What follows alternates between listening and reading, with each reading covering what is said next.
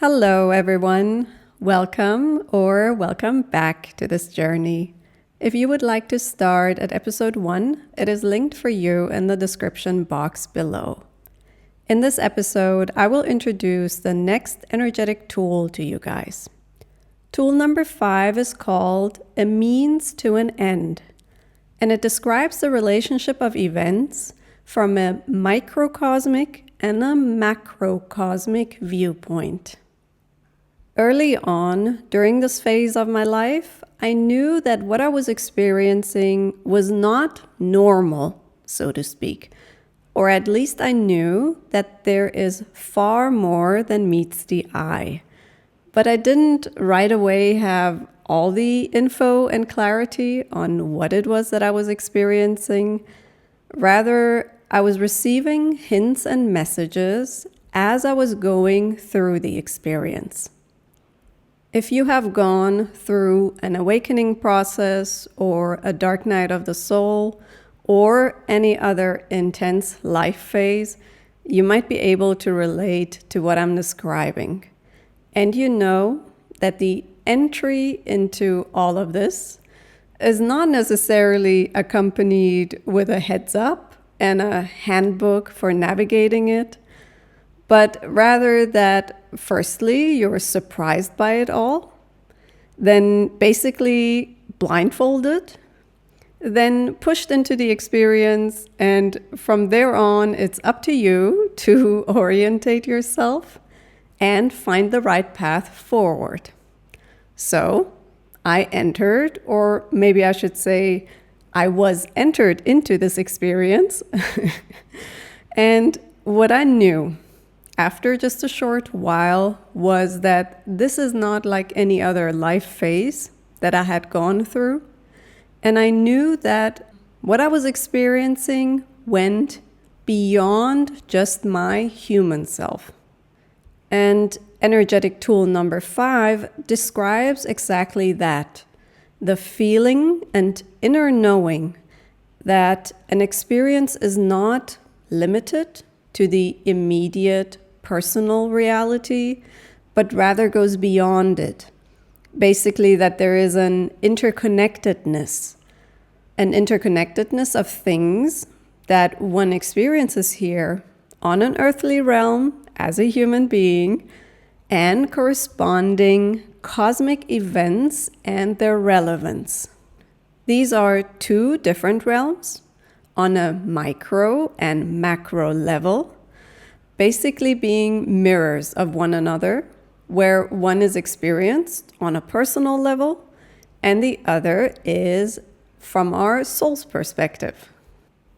If you are now asking why all this and what for, then my answer is that these kinds of experiences and life phases are a means to an end. Based on my experience and based on what I pick up when I tune into this energy, experiences that our soul has had in other incarnations that have left a karmic imprint can only be harmonized, transmuted, and released through yet another earthly experience. So, either we balance and clear the karmic imprints in the same lifetime, or if we're not able to, we on a soul level carry them forth and work on releasing them in other lifetimes. Hence, experiences in this lifetime might be a means to an end. All right, now let's move on. And let me share a few more things with you that are important to be mentioned. Number 1, the events are connected throughout different lifetimes through what you can call energetic codes and ties. Number 2, the events don't have to be precisely as in the other lifetime. The energy just has to be similar enough. Number 3, the universe tries to bring the same souls from the same experience together again in human form. However, if for some reason that is not possible, then other players who can carry a similar energy come in to play the part and assist the other soul in human form in releasing that particular karmic imprint. And number 4, there is no time limit for navigating such a life phase. To your soul, to the universe, it doesn't matter whether it takes you years or decades. It takes the time that it takes. Now let's talk about how to apply this tool. Just with any other tool that I have introduced to you guys so far, and the tools that are still to follow in the next episodes, they are meant to serve us. When we go through these kinds of experiences, we don't receive a handbook, but there are energetic tools that help us navigate these life phases. First and foremost, they assure us that we are not crazy. And I think this in particular is very important because no matter how empathetic people around us might be, at the end of the day, no one can truly understand these experiences as an outsider. So as the person going through it, you will inevitably, along the path, question yourself and your sanity. At least I did on multiple occasions. Secondly, they give us a certain sense of power back. We don't feel like the victim of the events, but if we choose to, we can see the bigger picture of it all and actually work with the events, cooperate with the energies and our cosmic self to transmute the karma and heal faster and not get stuck in them. And thirdly, maybe you view this as rather a bonus point, but through the awareness of these tools and through actively applying them, we expand energetically. We gain experience, and our energy body expands and can hold more light. Light basically being pure and unfiltered energy. So, what was my choice in all of this? Well, throughout these years, and even though I had various moments where I was truly annoyed and truly fed up, once I centered myself again, I always chose to play an active role in my healing. I was always in close connection to my soul and my higher self, and I asked for messages that would help me understand every incident on this path for its purpose on a macro level. Because I did not want to be a victim. I didn't want to be passive. I maintained a certain sense of curiosity, and I questioned everything. I wanted to know where the root of an experience was, what actually happened in that particular lifetime, when first in this lifetime the topic appeared, and ultimately how to balance the karmic imprint and release myself from the ties that would keep that pattern active in my energy body and in my soul's experience and history.